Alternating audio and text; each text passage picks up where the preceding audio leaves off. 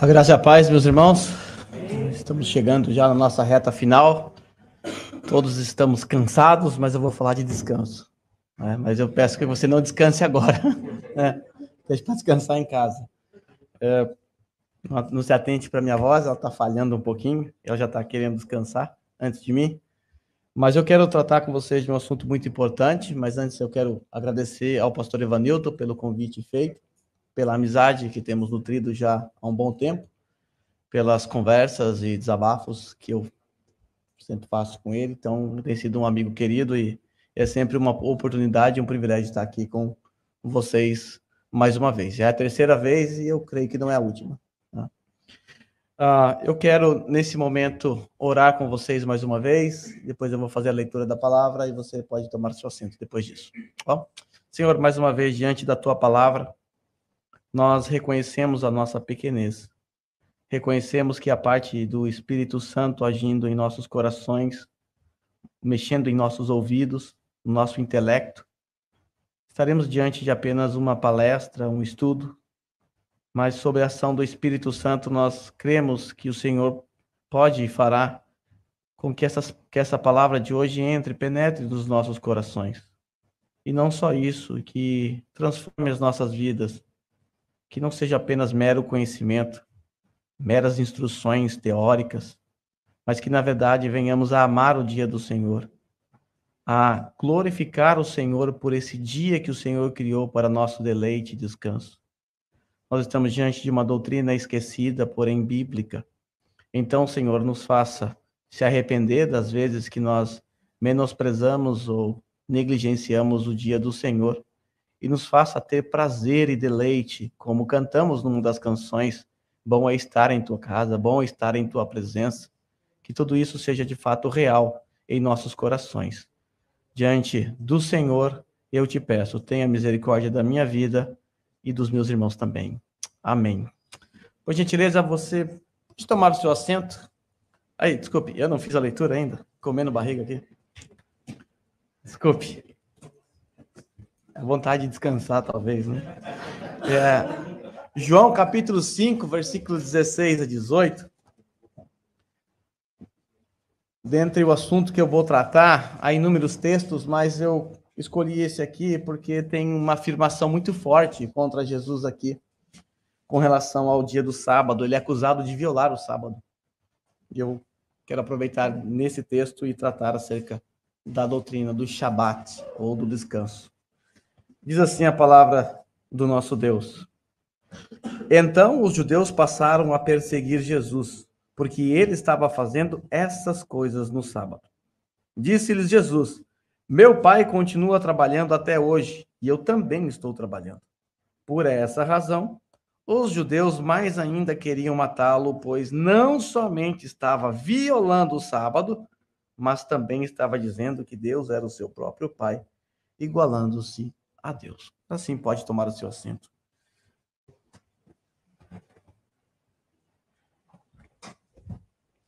Meus irmãos, esse texto que está diante de nós, ele tem um contexto muito forte e impactante. O Senhor Jesus Cristo, na ocasião da festa da Páscoa, é a segunda festa da Páscoa após o início do seu ministério, ele foi até o tanque de Betesda na direção de um homem específico, alguém que estava paralítico já há 38 anos.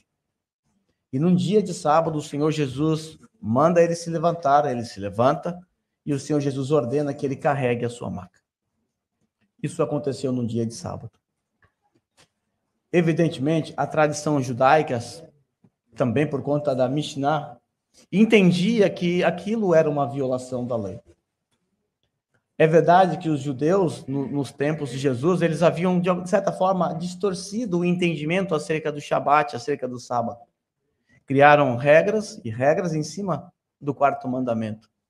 E agora eles estão aqui acusando o nosso Senhor de ter violado o sábado, de ter quebrado a própria lei do seu pai, ou a sua própria lei, algo que lhe era impossível.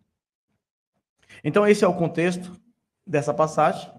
Num sábado, Jesus então cura um homem e ordena que ele carregue a sua maca. Depois disso, os judeus ficaram irados contra Jesus e passaram a persegui-lo Porque Jesus curava no sábado, porque Jesus realizava milagres no sábado.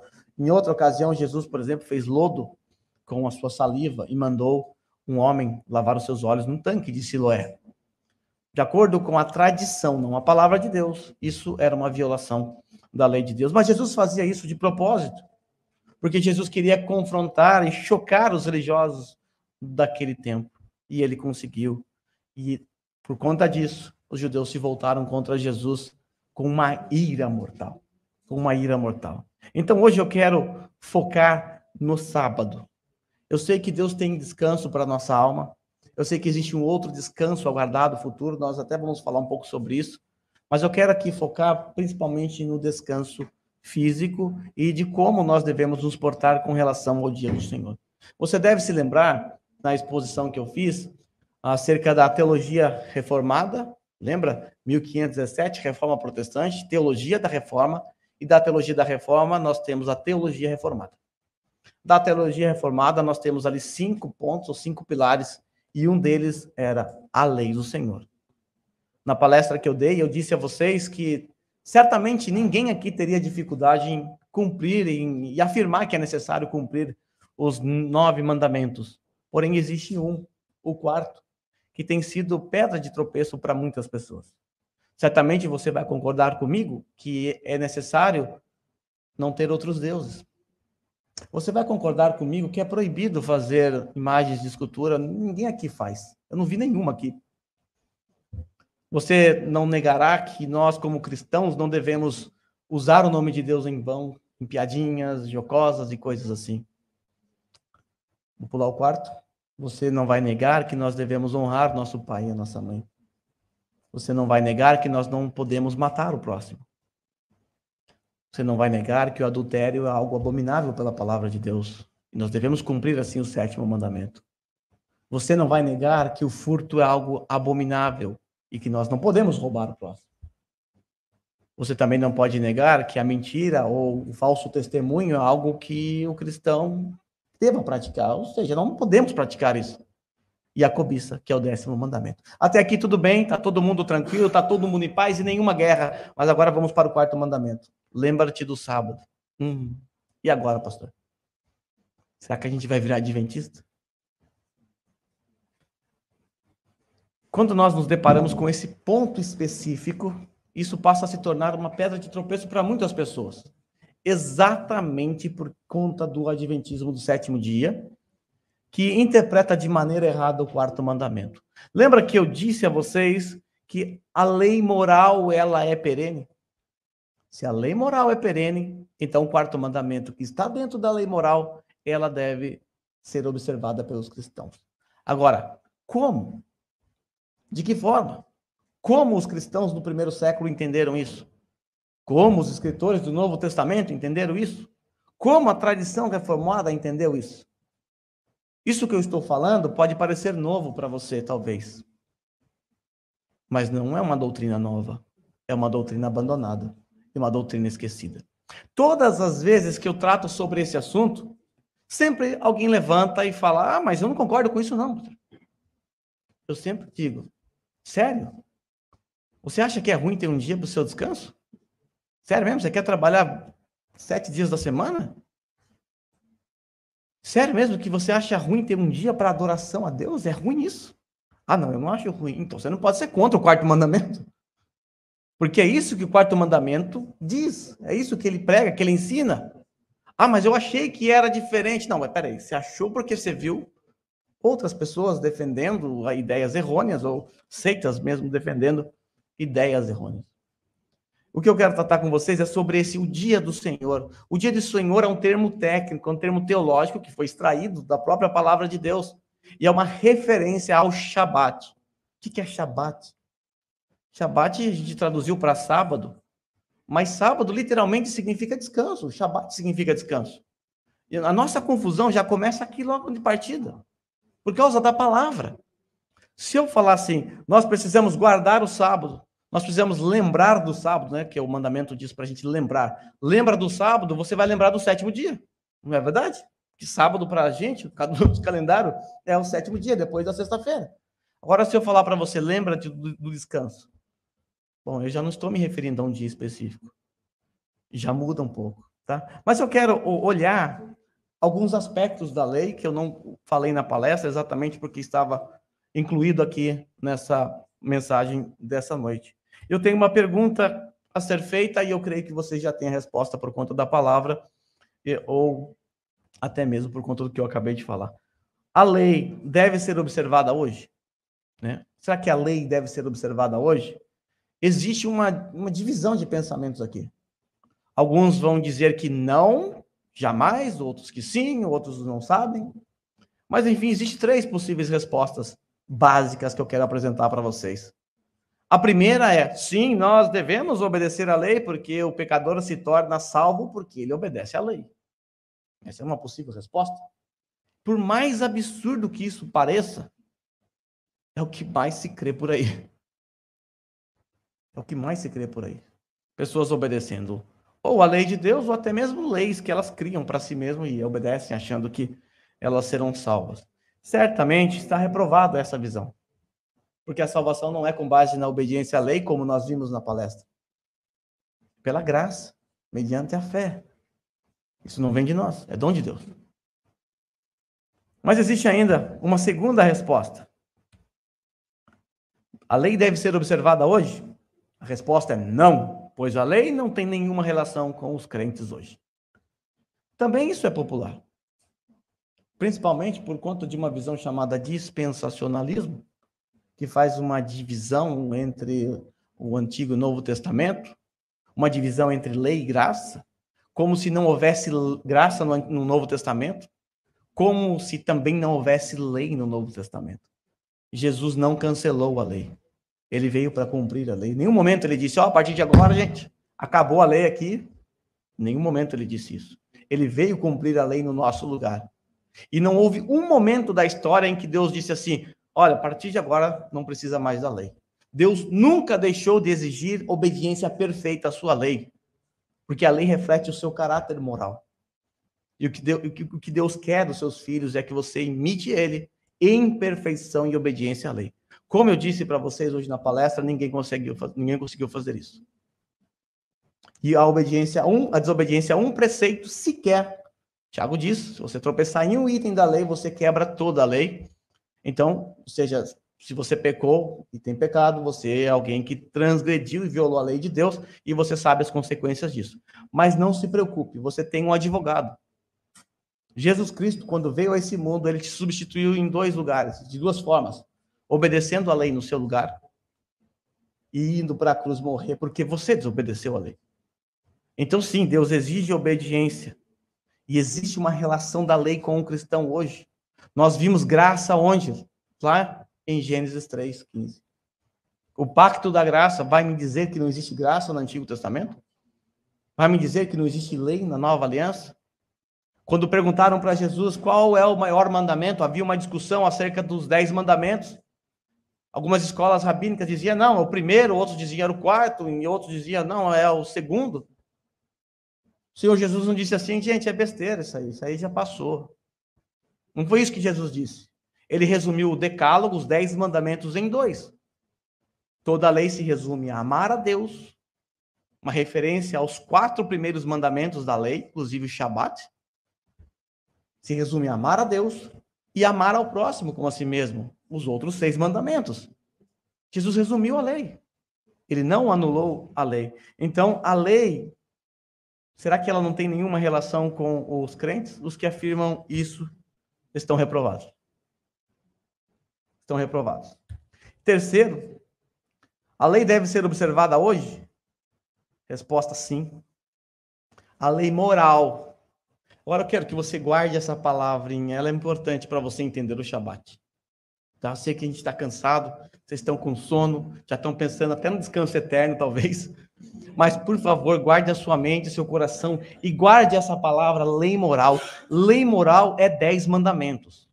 Porque a lei moral de Deus está resumida nos 10 mandamentos. E só para que você se lembre, essa lei moral está gravada no coração de todos os seres humanos. Está em Romanos 2,14. Ela estava gravada no coração do casal no Jardim do Éden.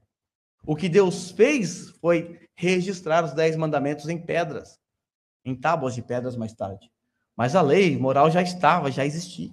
Ela sempre existiu desde que Deus criou o homem.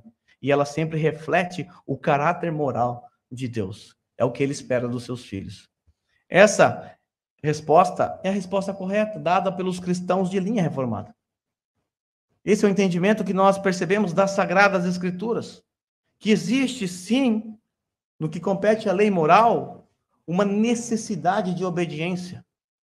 Como eu disse, 9 está tranquilo, mas vamos deixar tranquilo o quarto também. Eu espero que no final você realmente priorize o dia do Senhor para a glória do Senhor e também para seu descanso e para seu deleite.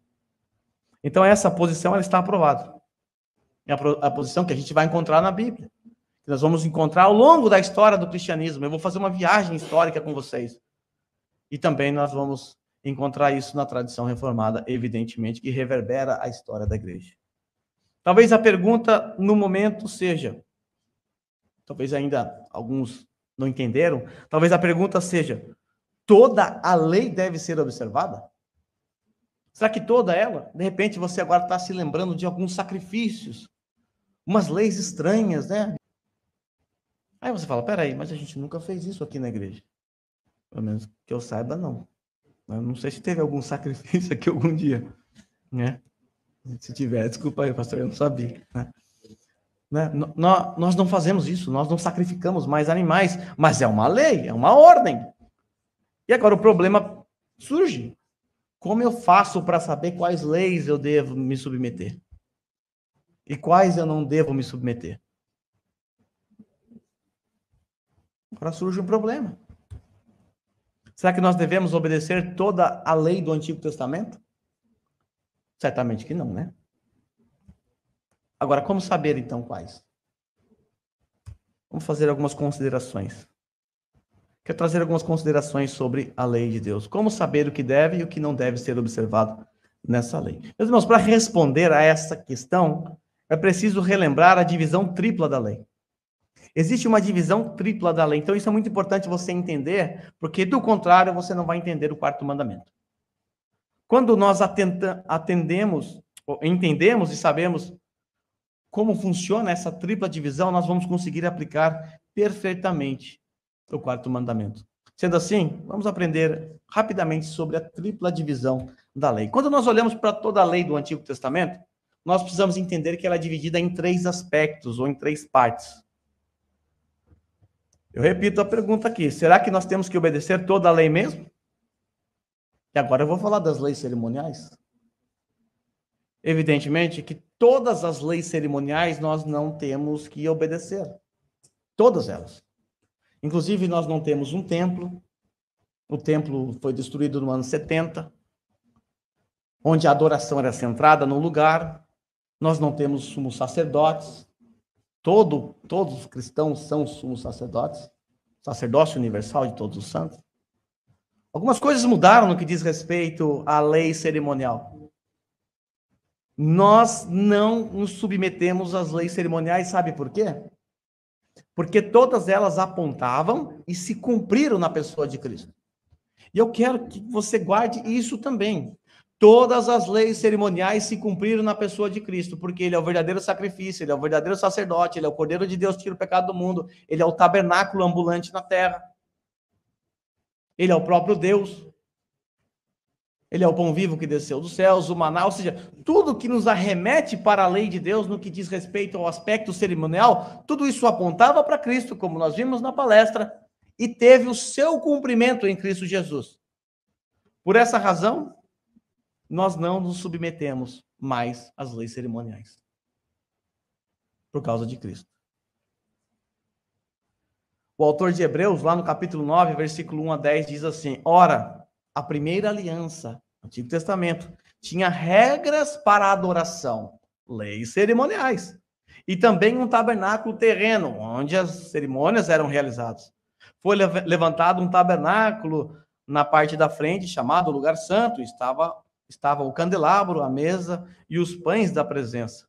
Por trás do segundo véu havia a parte chamada Santo dos Santos, onde se encontrava um altar de ouro para incenso, tudo da adoração, cerimônia. A Arca da Aliança, que era totalmente revestida de ouro. Nessa arca estavam o vaso de ouro contendo maná, a vara de Arão que floresceu, as tábuas da aliança. Acima da arca estavam os querubins da glória, e com a sua sombra cobriam a tampa da arca. A respeito dessas coisas não cabe falar agora, detalhadamente. Estando tudo assim preparado, está falando da cerimônia. Como é que funcionava? Os sacerdotes entravam regularmente no lugar santo do tabernáculo para exercer o seu ministério. No entanto, somente o sumo sacerdote entrava no Santo dos Santos apenas uma vez por ano e nunca sem apresentar o sangue do sacrifício que ele oferecia por si mesmo e pelos pecados do povo, que o povo havia cometido por ignorância. Agora, preste atenção como o autor de Hebreus termina. Dessa forma, o Espírito Santo estava mostrando que ainda não havia sido manifestado o caminho para o Santo dos Santos. Ainda não havia manifestado, enquanto permanecia o primeiro tabernáculo. Isso é uma ilustração para os nossos dias, indicando que as ofertas e os sacrifícios oferecidos não podiam dar ao adorador uma consciência perfeitamente limpa.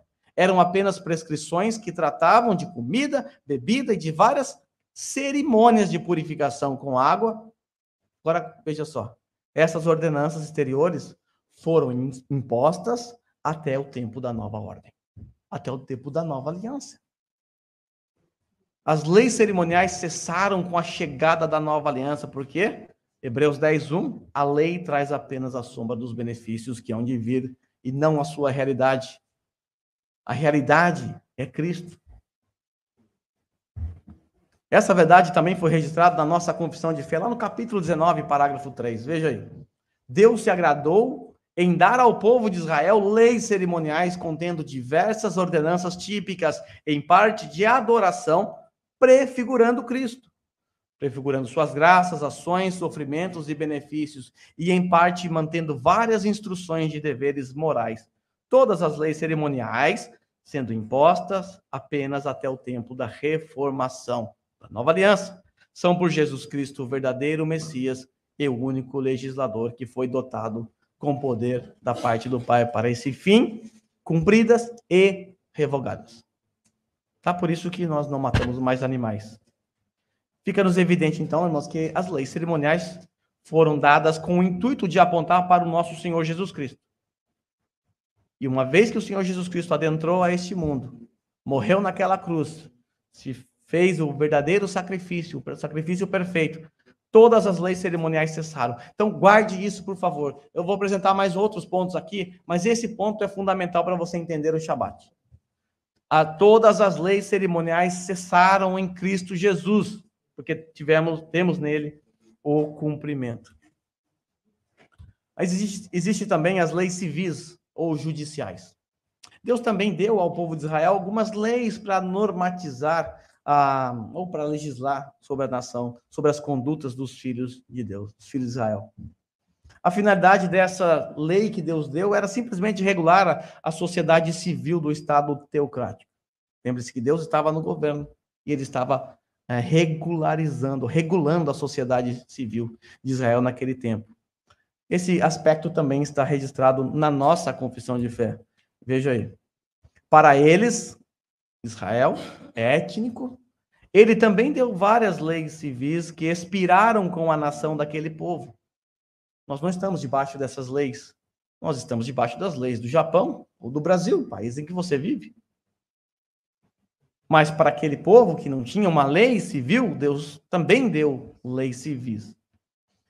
Não obrigando ninguém em virtude daquela instituição, somente a sua equidade geral possui um valor moral. Quando você olha para as leis civis na palavra de Deus, no Antigo Testamento, você percebe que nós encontramos nas leis de hoje uma semelhança. Por exemplo, você bate no carro de alguém, você tem que pagar. Você encontra esse princípio lá na lei civil de Israel. Uma equidade moral que está presente em quase todas as nações, em quase todas as leis de todos os países. Olhando de um espectro maior, nós percebemos que estas leis foram dadas para a preservação e organização do povo, conforme nós vimos hoje à tarde, por conta do Pacto da Graça. Então, essas leis foram dadas ao Israel étnico, que cumpriu o seu papel, e agora nós não temos nada a ver com essas leis, é verdade. Mas existe a lei moral. Se a lei civil e a lei cerimonial não são aplicadas a nós hoje, eu repito, a lei moral, sim, ela é perene. Ela é para sempre. Por quê? Porque essa lei, ela reflete o caráter moral de Deus. E agora, olhando para o nosso texto, os judeus acusaram Jesus de ter violado o Shabat, o sábado. Não é isso que está lá? Eles queriam matá-lo porque ele estava não só violando o sábado, mas dizendo que Deus era o seu pai e se fazendo como Deus. Dizendo que ele mesmo era Deus. Quando eu era adolescente, eu acreditava que Jesus havia violado o sábado. Quando eu debatia com um adventista, por exemplo, eu dizia para eles que a gente não tinha que guardar o sábado, que no caso é o 7º dia deles, né? Porque nem Jesus obedeceu, para que eu vou obedecer? Era isso que eu falava. Que eu estou confessando um monte de heresia do passado, né? Há esperança para vocês também, se vocês forem hereges. Não se preocupe, estamos todos aprendendo, né? Todo mundo foi um herege um dia. Quem nunca falou uma besteira que atire a primeira Bíblia? Né? Todos nós, né? Deus é gracioso e limpa a nossa mente, né? Veja aí o que a nossa confissão diz. A mesma lei que primeiramente foi escrita no coração do homem, continuou a ser a regra perfeita de justiça após a queda. Continuou a ser a regra perfeita de justiça após a queda. Posteriormente, essa lei foi entregue por Deus no Monte Sinai em 10 mandamentos e escrita em tábuas. Os 4 primeiros mandamentos contêm nosso dever para com Deus e os outros 6, nosso dever para com o homem. Capítulo 19, parágrafo 2. O apóstolo Paulo registrou essa verdade em Romanos, capítulo 2, versículo 15 em diante. De fato, quando os gentios que não têm lei, presta atenção, gentio que não tem lei, praticam naturalmente o que ela ordena, tornam-se lei para si mesmos. Não tem lei, como é que ele consegue praticar a lei? Embora não possuam a lei, pois mostram que as exigências da lei estão gravadas em seu coração. Estou falando dos gentios. E diz assim, disso dão testemunho também a sua consciência e os pensamentos deles, ora acusando-os, ora defendendo. Eu sei que o pecado mancha essa percepção da lei de Deus, mas a gente consegue perceber na vida de muitos ímpios essa noção de que adultério é errado, essa noção de que roubar não é certo. O pecado manchou, estragou tudo, é verdade, então muitos acabam, por obstinação, cometendo esses pecados. Mas quando eu olho para a cultura japonesa, eu percebo que há muitos padrões da palavra de Deus, da lei moral, presente na vida de alguns japoneses. Está gravado no seu coração. A lei moral está lá. E está lá também para o acusar. Veja como Jesus usou a lei moral para responder o mestre da lei, quando ele foi ali questionado ou inquirido a respeito do maior mandamento, como eu mencionei. Ao ouvirem dizer que Jesus havia deixado os saduceus sem resposta, os fariseus se reuniram. Um deles, perito na lei, pôs o Senhor à prova com esta pergunta: Mestre, qual é o maior mandamento? Jesus respondeu: ame o Senhor, o seu Deus, de todo o seu coração, de toda a sua alma, de todo o seu entendimento. Este é o primeiro e maior mandamento, a primeira tábua da lei. E o segundo é semelhante a ele: ame o seu próximo como a si mesmo. Segunda tábua da lei. Destes 2 mandamentos dependem toda a lei e o profeta. Jesus não anulou a lei. Deixa eu verificar se vocês me entenderam aqui. Como cristão, nós devemos obedecer os 10 mandamentos? Sim? Tudo bem? Tranquilo para vocês? E o quarto está tranquilo agora, por enquanto? Ainda pode ser que ainda não, né? Tá cheirando adventismo melhorado isso aqui, hein? Quando eu expus isso a primeira vez, um irmão da igreja que veio do adventismo, ele... Pastor, eu não concordo isso aí, está parecendo adventismo. Porque se a gente não se atentar, a teologia por detrás disso parece mesmo. E aí nós temos a tendência de desembocar no mesmo legalismo que os adventistas cometem. Mas os adventistas, eles erram por desconsiderar essa divisão tripla da lei. A gente vai ver isso daqui a pouco. Mas deixa eu apresentar a vocês agora o 4º mandamento e apresentar a vocês os 2 aspectos desse 4º mandamento. Agora, eu preciso que você não se esqueça que toda a lei cerimonial foi cumprida em Cristo. Não se esqueça disso. Isso é importante agora. Senão você não vai entender o 4º mandamento. Toda a lei cerimonial foi cumprida em Cristo Jesus. E agora eu vou apresentar a vocês os 2 aspectos deste 4º mandamento. Vamos entender quais são os aspectos do quarto mandamento. O quarto mandamento, ele teve origem no descanso de Deus, né? O sétimo dia, o Senhor, após concluir a sua criação, ele descansou, tá? Não é que Deus está cansado, né? Deus não se cansa. Descansou significa simplesmente que ele parou de criar, não criou mais nada na obra da criação. Cerrou a semana ali de criação. O quarto mandamento, então, teve origem no descanso de Deus após a conclusão da criação. Afinal, Deus descansou. Porém, o Shabat... Opa, aqui apareceu aqui já. O Shabat, ele tem um aspecto moral, evidentemente. Por quê? Porque todo o decálogo, todo o mandamento, ele é a lei moral de Deus, não é? Todo o decálogo é a lei moral de Deus. Se o quarto mandamento está dentro do decálogo, então ele tem um aspecto moral. Se há um aspecto moral dentro do quarto mandamento, isso significa que existe algo no quarto mandamento que eu tenho que honrar e respeitar. Então, o primeiro ponto que eu preciso que você tenha na sua mente é que há um aspecto moral no Shabat. Porém, é importante que você saiba também que o quarto mandamento, quando Deus deu a lei a Moisés, e depois quando essa lei foi explanada, o quarto mandamento, ele recebeu uma roupagem cerimonial. Ele recebeu uma roupagem cerimonial lá no Monte Sinai, no desdobramento do Monte Sinai.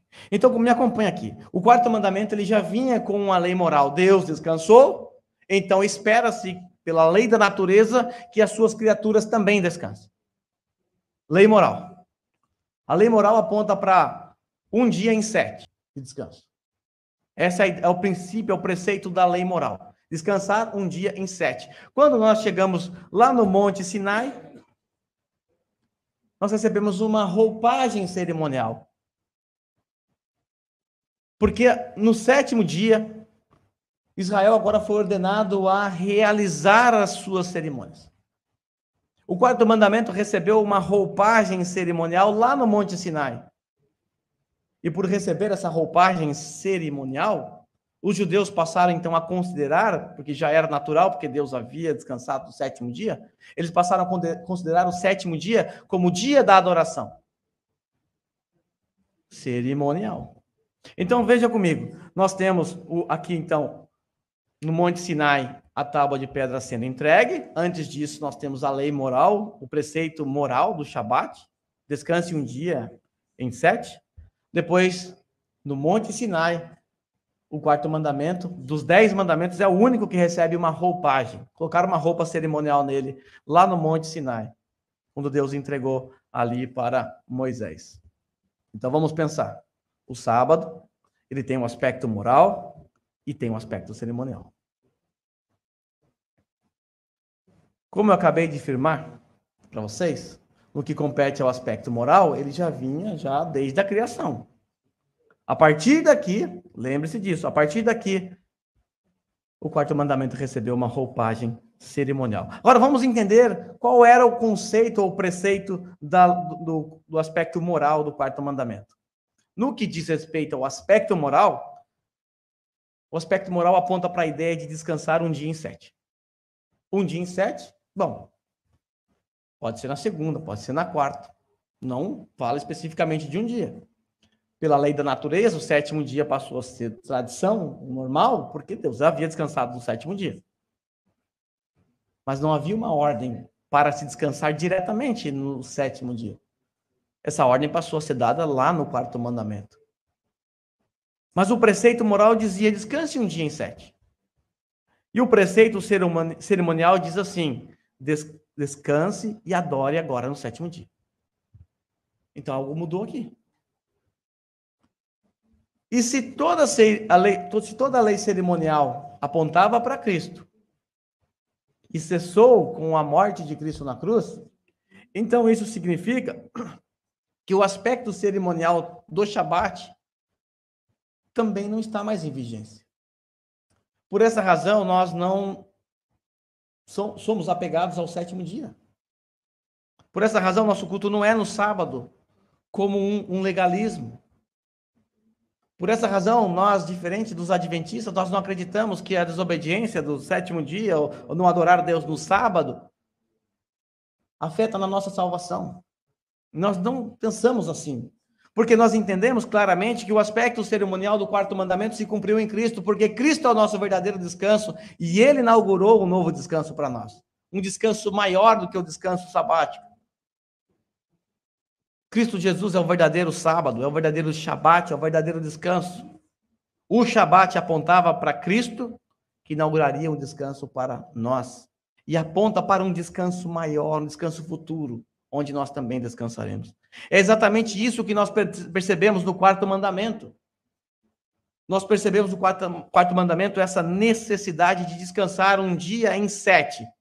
E nós não estamos apegados ao aspecto cerimonial que manda adorar no sábado, ordena que adore no sábado, no 7º dia, e descanse somente nesse dia. Então veja, Israel, ele estava debaixo dessa lei cerimonial até que Jesus Cristo morresse naquela cruz, cumprindo assim toda a lei. Nosso problema é que quando nós lemos a palavra sábado, nossa cabeça dá uma bugada. Mas eu quero trocar a palavra sábado por descanso. Lá em Êxodo capítulo 20, do versículo 8 ao 10. Você vai perceber claramente, quando eu trocar a palavra sábado pela palavra descanso, você vai perceber o preceito moral ali tranquilamente. Agora, se você ler sábado aqui pensando no 7º dia, o dia que vem depois da sexta-feira, a sua mente automaticamente vai pensar no aspecto cerimonial. E você vai se lembrar das ordens que Deus deu, da adoração e tudo mais. Mas veja aí, lembra-te do dia de sábado, vou usar sábado primeiro, para santificá-lo. Sábados, depois da sexta. Beleza, lembrei. Trabalharás 6 dias e neles fará todos os teus trabalhos, mas o 7º dia é o sábado dedicado ao Senhor. Sábado, antes do domingo, entendi. Nesse dia não farás nenhum trabalho algum, nem tu, nem teus filhos e filhas, nem teus servos, servas, e etc, etc. Agora eu vou trocar a palavra. Lembra-te do dia de descanso para santificá-lo. Bom, nós temos um aspecto moral aqui. Descansar um dia em 7. Lembra do dia de descanso para santificá-lo. Trabalharás 6 dias. Não falou de segunda a sexta? Trabalharás 6 dias e neles fará todos os teus trabalhos. Mas o 7º dia é descanso dedicado ao Senhor. Isso muda um pouco.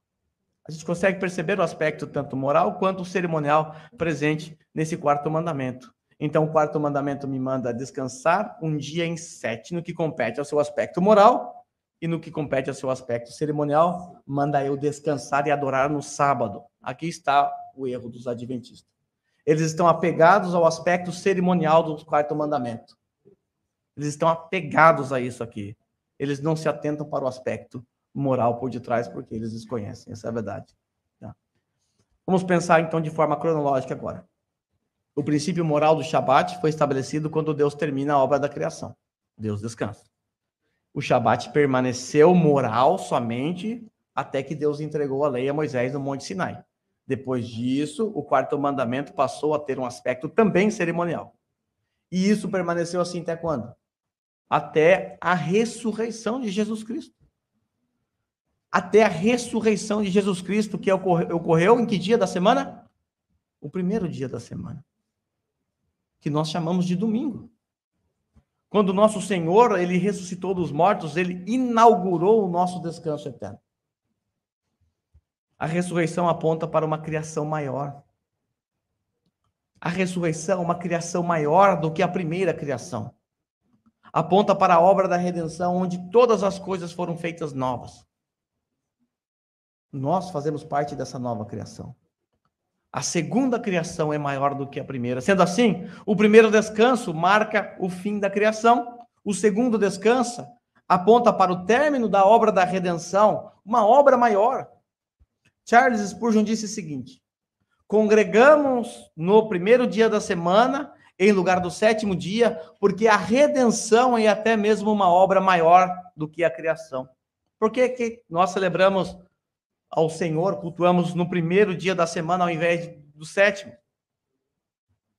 Spurgeon disse que porque a redenção é até mesmo uma obra maior do que a criação e mais digna de comemoração, porque o descanso que seguiu a criação é superado pelo repouso que segue a consumação. A consumação é maior do que a criação. Essa é a ideia aqui presente no pensamento do Spurgeon. Sendo assim, irmãos, após a ressurreição de Jesus, o aspecto cerimonial do quarto mandamento foi simplesmente abolido. Não existe mais o aspecto cerimonial do quarto mandamento. Nesse ponto, nós não podemos ser legalistas. Por exemplo, o nosso culto é no domingo. Um dia, nós não conseguimos salão para cultuar no domingo. Nós não temos um prédio próprio como vocês. É que Batista é pobre, então... Batista é tudo pobre. Presbiteriano é rico. Nós não temos um salão, aí tivemos que cultuar no sábado. Consciência tranquila. Lembre-se, um dia em 7. De preferência, é o primeiro dia da semana, porque é o dia da ressurreição de Jesus. Mas não há legalismo nisso. Então, após a ressurreição de Jesus, o aspecto cerimonial do quarto mandamento foi abolido, porque se cumpriu na pessoa de Cristo Jesus. Não estamos mais debaixo desse aspecto, porque Cristo é o nosso verdadeiro descanso e ele inaugurou o verdadeiro descanso e também apontou para a obra da redenção. Por essa razão, nós deixamos, então, de adorar no 7º dia. Agora nós removemos aqui o cerimonialismo do 7º dia. E ele voltou a ser moral, como ele era antes do decálogo. Moral. Essa verdade também foi exposta na nossa confissão de fé. Diz assim: pelo desígnio de Deus, há uma lei da natureza. Uma lei da natureza é uma lei natural, não é uma lei imposta. Quando você lê esse linguajar na confissão, entenda, é uma lei natural. Deus criou, descansou, ele lá no Jardim do Éden não deu nenhuma ordem para a criatura descansar. Não tem nenhum mandamento lá. Então, uma lei natural, uma lei em que as suas criaturas simplesmente imitam e obedecem naturalmente essa lei. Que, em geral, vamos entender essa lei da natureza que Deus colocou no coração. Lembre-se, é a lei moral. Se a lei moral está no coração do homem. Há uma lei da natureza que, em geral, uma proporção do tempo seja destinado ao culto a Deus. Esse é o preceito da lei moral. Dessa forma, em sua palavra, por um preceito positivo, moral e perpétuo, ou seja, um preceito positivo é quando há uma ordem de Deus específica, como em Êxodo capítulo 20, lembra-te, agora um preceito positivo. É uma ordem dada. O preceito natural é aquele que não há uma ordem, mas há uma obediência por natureza. É igual os gentios, obedecem sem ter lei. Válido a todos os homens e em todas as eras, Deus particularmente nomeou um dia em 7 para descanso, para ser-lhe santificado ou separado, que desde o início do mundo até a ressurreição de Cristo foi o último dia da semana. E a partir da ressurreição de Cristo foi mudado para o primeiro dia da semana, o que é chamado de Dia do Senhor, e deve continuar até o fim do mundo como Shabat cristão, sendo abolida a observação do último dia da semana. Por quê? Porque o aspecto cerimonial acabou. Tá, mas legal tudo isso aí, né? Mas será que nós podemos perceber no Novo Testamento essa mudança? Porque, convenhamos, os primeiros cristãos, na sua vasta maioria, eram judeus, acostumados a guardar o 7º dia. Então, seria muito difícil para eles essa troca. Haja visto o aspecto cerimonial por detrás disso. Então, se realmente isso é verdade, o que a nossa confissão de fé diz, nós devemos perceber essa mudança lá no Novo Testamento. E só para que vocês saibam, no Novo Testamento, logo nos primórdios, os cristãos começaram a realizar culto tanto no sábado, por conta dos cristãos judaizantes, e também no domingo. Eles realizavam 2 cultos. A transição não foi fácil. Não é fácil. Mas legal tudo isso. Nós vamos olhar para o Novo Testamento, vamos ver se nós encontramos os crentes adorando ao Senhor no primeiro dia da semana. Porque se eles mantivessem o preceito cerimonial do 4º mandamento, nós encontraríamos os cristãos cultuando naturalmente no 7º dia. É a coisa mais natural a se fazer. Eu quero mostrar isso para vocês agora. Vamos ver como, então, os apóstolos entenderam o Shabat. Em primeiro lugar, eles entenderam, porque Jesus nos ensinou, que Jesus é o Senhor sobre o sábado e que o sábado foi feito para o homem, né? Vale lembrar que a tradição judaica havia pervertido o quarto mandamento, fazendo com que o sábado, que era para ser um descanso para o homem, um alento, um alívio, passou a ser um fardo. Inverteram a ordem. O sábado foi feito para o descanso do homem, agora o sábado passou a ser um peso, uma carga sobre os ombros dos homens. E o Senhor Jesus Cristo, então, se apresenta como o Senhor do sábado. Então, com base nesse argumento aqui, os discípulos não tiveram muita dificuldade em entender que Jesus era o Senhor do sábado. Foi, então, um raciocínio já meio que tranquilo. Mas vamos ver o primeiro argumento. O primeiro argumento é esse, que Jesus é o Senhor do sábado, mas o segundo argumento está fundamentado na ressurreição de Cristo Jesus, que ocorreu, como bem sabemos, no primeiro dia da semana. Nós entendemos, irmãos, que o sábado apontava para a ressurreição de Cristo. E a ressurreição apontava para o nosso verdadeiro descanso. Existe uma ordem. Mas vamos ver agora alguns textos no Novo Testamento. O primeiro texto que eu quero apresentar a vocês é Atos, capítulo 20, versículo 7.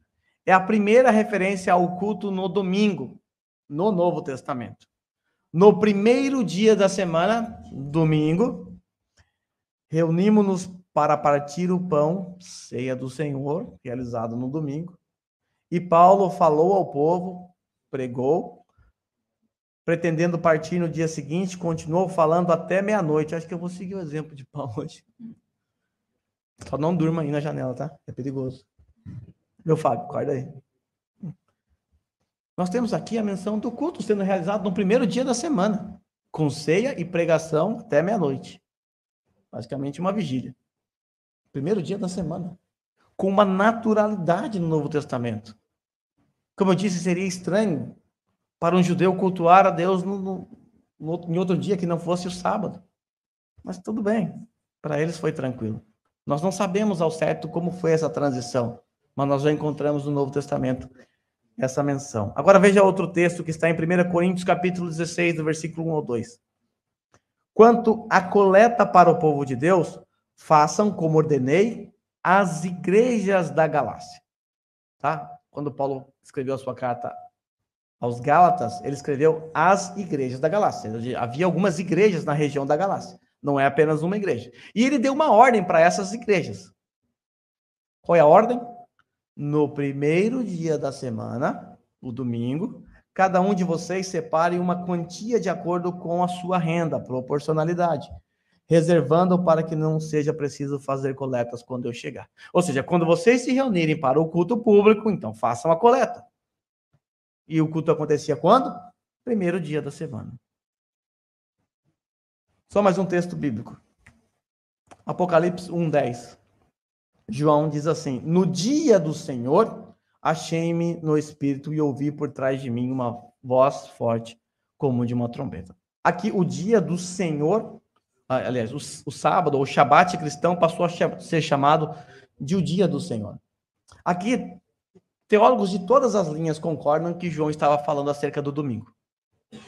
E ele chamou o domingo de o dia do Senhor. E agora, olha que interessante. Deus, na antiga aliança, chamava o sétimo dia de o seu dia. O meu sábado vocês devem guardar. E agora João está dizendo, domingo é o dia do Senhor. Isso foi registrado pelo apóstolo João. Então nós temos pelo menos 3 evidências textuais de que o domingo era um dia comum para culto no primeiro século. Agora, se é verdade isso mesmo, se esse entendimento está correto, nós precisamos olhar para aqueles que sucederam os apóstolos.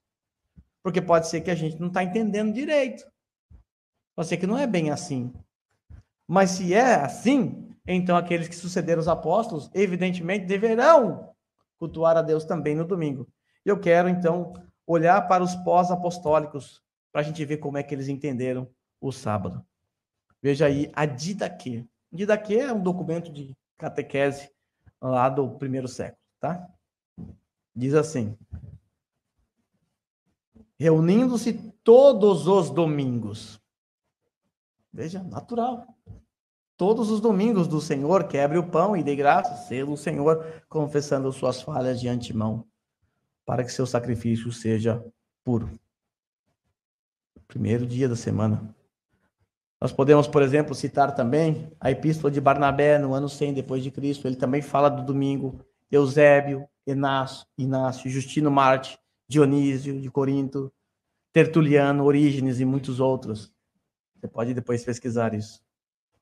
Mas eu vou citar um aqui em específico, por conta dele ser da transição do primeiro para o segundo século. Justino de Roma. Ele disse assim, ele escreveu assim, Justino de Roma, então ele vai usar o calendário romano aqui para falar isso. Celebraremos essa reunião geral no dia do sol. Dia do sol, de acordo com o calendário romano, domingo. Os adventistas, eles nos acusam de adorar a Deus no dia do sol, do Deus Sol. Vocês são blasfemos, porque vocês adoram no dia do Deus Sol. Mas tudo bem, eles adoram no dia do Deus Saturno, porque sábado no calendário romano é Saturno. Então, não adianta nada, não mudou nada. Então ele diz assim, celebraremos essa reunião geral no dia do sol, porque foi o primeiro dia em que Deus, transformando as trevas em matéria, fez o mundo. Também o dia em que Jesus Cristo, nosso Salvador, ressuscitou dos mortos, por causa da ressurreição. Com efeito, sabe-se que crucificaram um dia antes do dia de Saturno, sexta-feira, e no dia seguinte ao de Saturno, que Saturno é sábado, que é o dia do sol, que é domingo, ele apareceu aos seus apóstolos e discípulos e nos ensinou essas mesmas doutrinas que estamos expondo para vosso exame. Domingo. Naturalmente. Tem ainda uma citação de Stuart Olliott interessante. Ele disse assim, durante toda a história da igreja, o domingo tem sido observado como o Shabat dos cristãos. A evidência documental é unânime e retorna a 74 depois de Cristo. Durante as perseguições, que começou a partir do ano 70, com a destruição do templo, então houve fortes perseguições contra os cristãos por parte de Roma, perguntavam-se aos suspeitos de serem cristãos, Dominicum servaste? O que eles estão perguntando? Você guarda domingo? E ele diz assim, os verdadeiros crentes respondiam, eu sou um cristão e não posso deixar de fazer isso, e morriam. Veja que até Roma sabia que os cristãos se reuniam no domingo e que eles não abriam mão disso e até davam a sua própria vida por conta disso. Dominicum servaste? Você serve, você guarda o domingo? E aqui morre, mais uma vez, a falsa acusação feita pela seita adventismo do sétimo dia. Eles afirmam, eles nos acusam de adotar o domingo, porque Constantino, o imperador, havia determinado que o domingo seria o dia de descanso de adoração. Mas, na verdade, o que Constantino fez foi apenas oficializar algo que já era uma prática comum entre os cristãos. A prática de realizar o culto no domingo. E ele, que não é bobo nem nada, sabia que se ele se opusesse a isso, ou escolhesse uma outra data, ele teria problema com os cristãos dentro do seu império. Então ele apenas oficializou, até porque ele estava com intenções com relação aos cristãos. Era ali interessante estar de boa com os cristãos. Então morre aqui a falsa acusação dos adventistas. Dito isso, quero dar um salto com vocês rapidamente para o período da Reforma. Tanto as três confissões que nós vimos hoje, a de Westminster, a de Londres e a de Savoy, todas elas defendem essa mesma ideia. Então, veja, nós temos aqui um lastro histórico. Começando pelo Novo Testamento, os pós-apostólicos, alguns que vieram um pouco depois, mais tardio, e agora século XVI também. Então, veja, não é uma doutrina nova. É uma doutrina abandonada, é verdade, é uma doutrina esquecida. É uma doutrina que parece estranha para nós hoje, mas não é para ser assim. Agora, veja só o que a nossa confissão de fé diz aí. Pelo desígnio de Deus... isso aqui eu já li. Vou pular isso aqui. Como nós devemos observar o Shabat, então, na prática? Agora que é o ponto interessante. Se existe um preceito moral por detrás do quarto mandamento, já que o cerimonial foi embora com Cristo, como eu devo observar o quarto mandamento? Em primeiro lugar, se despindo do legalismo. Nós não podemos ser legalistas com relação ao quarto mandamento.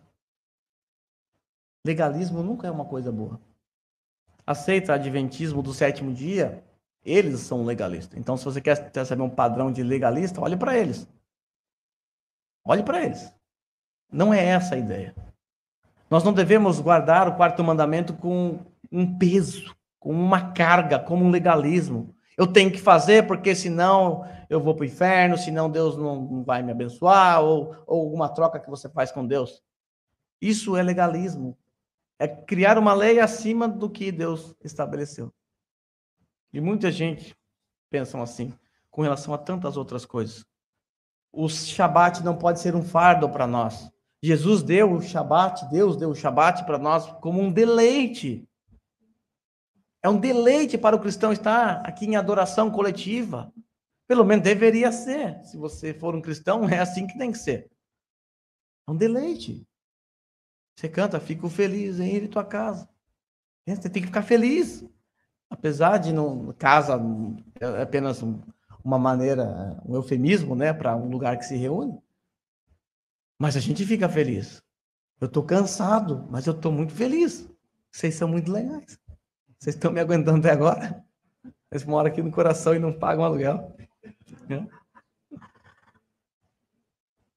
Spurgeon, comentando sobre a perpetuidade da lei moral de Deus, ele disse assim: a respeito de uma particularidade sobre a qual havia um pouco de cerimonialismo envolvido, em outras palavras, guardar o Shabat, o nosso Senhor a aplicou e mostrou que o pensamento judeu não era verdadeiro.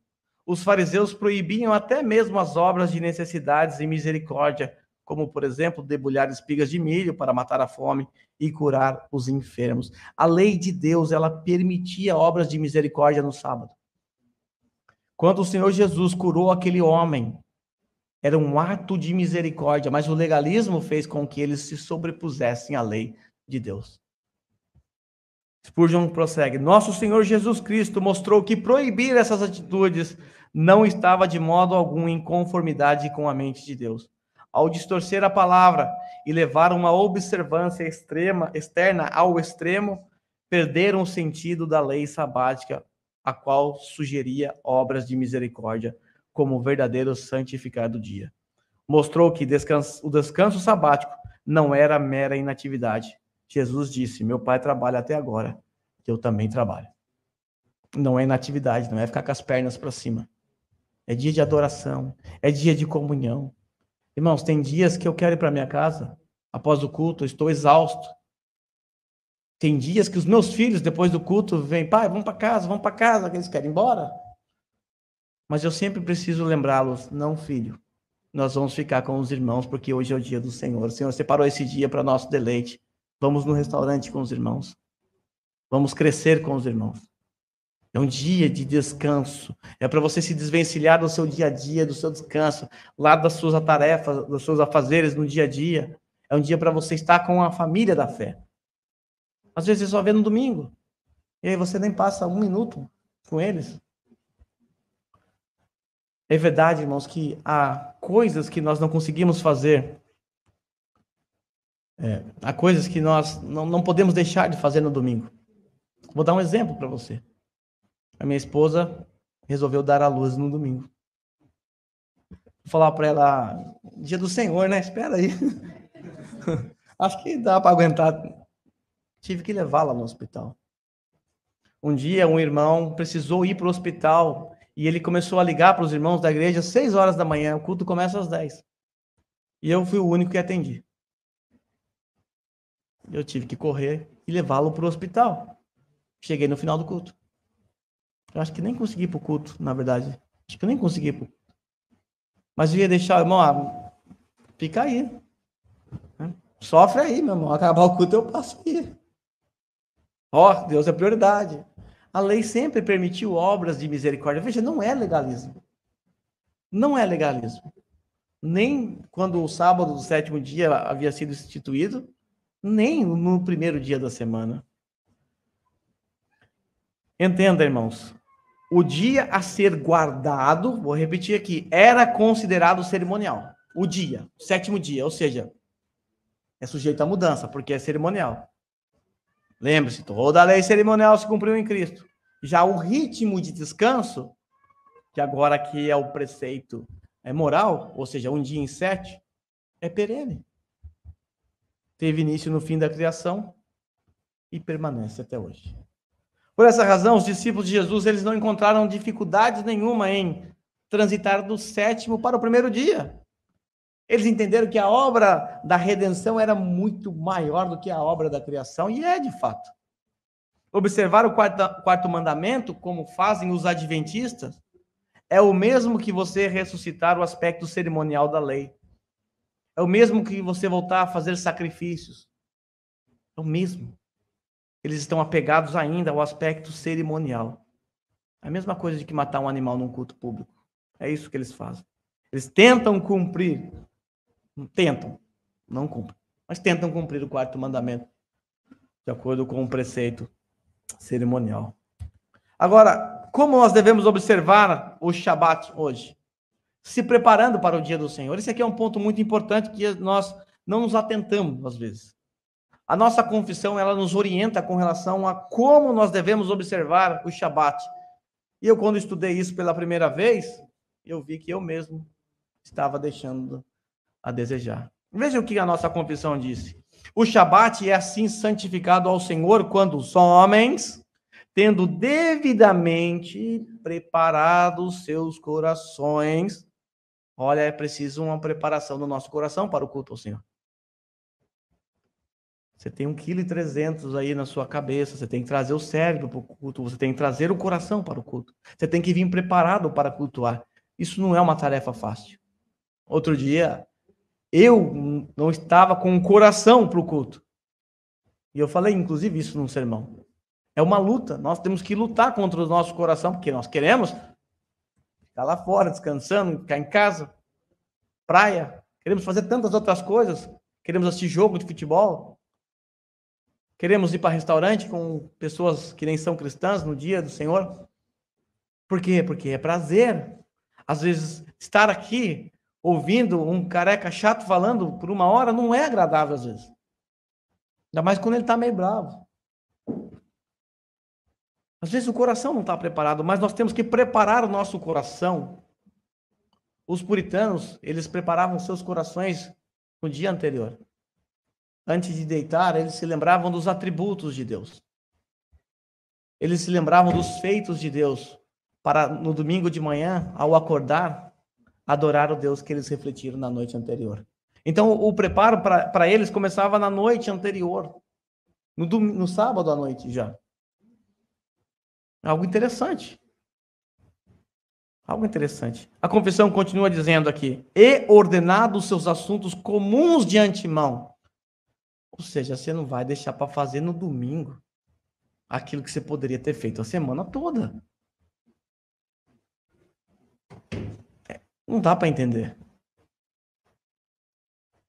As pessoas deixam para resolver no domingo as coisas, como se o domingo, o culto ele tem que encaixar na sua agenda. Se der, eu vou. O culto ao Senhor, no dia do Senhor, deve ter a prioridade na sua agenda. No Brasil, se a minha família me convidasse para um aniversário no domingo, eles nem precisavam me convidar, eu não ia. Quer que eu vá? Marca no sábado. Marca no sábado. Então nós precisamos cuidar dos afazeres durante a semana. Deus deu 6 dias para você realizar ou resolver os seus problemas. Agora, no dia que é do Senhor, você não vem porque você vai resolver os seus problemas. Repito, há coisas que você não consegue mesmo, como um parto, uma doença, uma enfermidade, uma internação. São coisas excepcionais. Agora, há coisas que você poderia ter feito na segunda, na quarta, na quinta, em outro dia. Não deixe para fazer no domingo. Resolva os seus assuntos de antemão e venha para o culto do Senhor para deleite. A confissão segue. E ordenando os seus assuntos comuns de antemão, não apenas observando um santo descanso durante todo o dia, a partir de suas próprias obras, palavras e pensamentos sobre suas ocupações e recreações mundanas, mas também dedicam tempo, todo o tempo em exercício público e privado do seu culto nos deveres de necessidades de misericórdia. De misericórdia. É isso que diz a nossa confissão. Nós não podemos nos esquecer que nós precisamos de nossas mentes descansadas para o culto público. Precisamos. Tem 1,3 kg de massa cefálica no seu cérebro para você usar no culto público. Afinal, nosso culto a Deus é racional. Aqui vocês não têm esse problema porque o culto de vocês é à tarde. Mas na igreja lá que eu pastorei, o culto geralmente é de manhã. E há pessoas que acabam ficando até tarde, jogando game, assistindo filme, série, ou vai dormir 3, 4 horas da manhã, depois vai para o culto. Só com o corpo presente. Só o corpo, só a carcaça. Agora, há irmãos que a gente tem que louvar a Deus pela vida deles, que trabalharam no sábado à noite e foram domingo de manhã para o culto. Tem um irmão lá que de vez em quando ele trabalha. E eu vejo o esforço que ele faz. Ele fica em pé, ele levanta, ele quer ficar acordado, ele quer prestar atenção. Fazer o quê? O trabalho dele exige que ele trabalhe no sábado à noite. Mas ele está se esforçando, mas é algo excepcional. Eu estou falando de pessoas que simplesmente gastam a madrugada toda fazendo coisas que não deveriam. É domingo de manhã, só foi com o corpo presente, só a carcaça mesmo. Bom, para terminar, nós devemos observar o Shabat com deleite. Você quer saber se é um legalismo para você? Veja se você tem prazer em fazer isso, em obedecer esse mandamento. Esse é um deleite, é um prazer. É um privilégio que a gente não para pensar. Quando nós olhamos para a lei cerimonial, lá no texto de Hebreus que eu li, o sumo sacerdote ele adentrava uma vez por ano na presença de Deus. Uma vez por ano. E era algo assim que eles davam muito valor. Agora, eu e você, na nova aliança, depois que o véu foi partido de cima a baixo, nós agora que temos acesso ao Santo dos Santos, de acordo com o autor de Hebreus, nós sequer valorizamos. Um sumo sacerdote daria tudo para estar no nosso lugar. Daria tudo. É um deleite, é um prazer. O dia do Senhor é para ser priorizado. É para ser priorizado. Como crentes que amamos a Deus, nós não trocamos o dia do Senhor por coisas banais. Não trocamos, a não ser em casos excepcionais, como eu mencionei. O dia do Senhor não deve estar exprimido na nossa agenda. Se eu não tiver algo melhor para fazer, então eu vou. É preciso, irmãos, dar devida importância ao dia do Senhor. Eu vou mencionar algo que eu não sei se é a realidade aqui, mas é a realidade do meu povo lá. No culto, meu culto de manhã começa às 10h30. Tem gente que chega às 11 horas. Tem gente que chega às 11h30. Só que essas mesmas pessoas que chegam às 11 horas no culto, na segunda-feira acordam 7 horas da manhã para estar 8 na fábrica. Isso mostra o quê? A importância que você dá realmente para o culto. Uma vez, uma moça que chegava atrasada, todo domingo ela chegava atrasada, e eu fui conversar com ela. Não, mas que eu tenho filhos e tal, tenho que me arrumar, não dá tempo. Tá, mas que horas você entra? Você consegue chegar? Você chega atrasado no serviço? Não. E que horas você acorda? Bem mais cedo. Parece coisa boba, mas apenas revela o nosso coração. Apenas revela aquilo que está no nosso coração. Uma vez, eu vou confessar um pecado para vocês.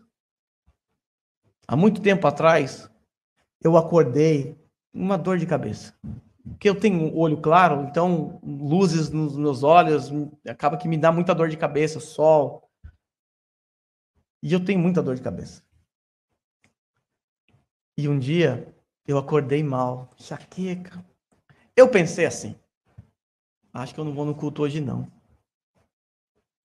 Mas logo eu pensei, tá, se fosse segunda-feira com essa dor de cabeça, eu ia trabalhar? E aí eu cheguei à seguinte resposta, sim, eu iria trabalhar. Então me prostrei diante de Deus, oh, Senhor, me perdoe. Me perdoe por considerar o meu trabalho mais importante do que o Senhor. Porque eu não deixaria de trabalhar naquela fábrica barulhenta que ia piorar minha dor de cabeça. Mas eu deixaria de ir no culto por causa dessa dor de cabeça. Então muitas pessoas faltam no culto público por coisas que elas não faltariam se fosse para trabalhar, se fosse para uma viagem, se fosse para uma diversão. Não vou porque eu tô cansado, eu trabalhei à noite. Chama para ir para a praia, chama para ir para um restaurante, fala que você vai pagar, chama para um churrasco. Aí vai. Aí vai. Isso revela somente o nosso coração. Revela a importância que nós damos ao dia do Senhor. Fico feliz em vir em tua casa. Será mesmo? Uma pergunta que nós precisamos responder. E eu vou terminar. Há um organograma interessante. Você, quando pensar em não ir ao culto, se tiver essa dúvida, por exemplo, será que você deve ir ao culto no domingo? Aí você está em dúvida. Aí eu pergunto para você, você tem algo melhor a fazer no domingo? Se a sua resposta for não, então vá ao culto. Se a sua resposta for sim, sim, eu tenho algo melhor a fazer. Eu te pergunto, você tem certeza mesmo? Tem certeza que você tem algo melhor a fazer? Se você me responder que não, então eu te digo, vá ao culto. Se você responder que sim, eu vou te dizer assim, então repita comigo. Senhor, eu vou fazer tal coisa no dia do Senhor, porque é mais importante do que estar com o Senhor no dia do Senhor e com os meus irmãos. Tem coragem de dizer isso? Se você tiver coragem de dizer isso, eu lamento por você. Agora, se você não tem coragem para dizer isso, vá ao culto. Se você ainda pensa que essa coisa que você quer fazer no domingo ainda é importante, você pensa, é importante para você mesmo, de verdade? Se você falar que não, eu digo, vá ao culto. Se você falar que sim, eu vou perguntar, tem a ver com o seu trabalho? Com o sustento da sua família? Sim, tudo bem. Não, então vá ao culto. O que você vai fazer poderia ter sido feito em outro dia da semana? Não, é uma obra de misericórdia. Então tudo bem, meu irmão. Agora sim, poderia ter sido feito ontem. Então vá ao culto. Vá ao culto. Amar ao dia do Senhor para nós não é um legalismo. Nós não amamos o dia, nós amamos o Senhor do dia. É o Senhor do dia que está em voga. Ele deu um dia para nosso deleite, para a glória dele. O fim principal do homem é a glória de Deus. Quando nós menosprezamos o quarto mandamento, nós não estamos glorificando a Deus. Nós estamos desprezando o descanso que ele mesmo nos deu. E meu tempo já se foi. Aí eu falei que ia até meia-noite, né? Não. Você falou para eu ficar tranquilo com o tempo. Ok, meus irmãos, foi um pouco extenso e longo, eu peço perdão a vocês. Se ficou um pouco confuso, é o cansaço, tá? Eu preciso do descanso. Vamos orar nesse momento mais uma vez, depois o pastor Evanildo pode vir aqui à frente. Senhor, nós confessamos a Ti os nossos pecados. Reconhecemos que todos nós, de certa maneira, temos menosprezado esse dia que o Senhor criou para nosso deleite, para adoração, para comunhão com os santos, para nosso crescimento e maturidade na fé. A verdade, Senhor, é que quando nós desprezamos esse dia, nós estamos desprezando o Senhor, porque o Senhor é o alvo principal desse dia.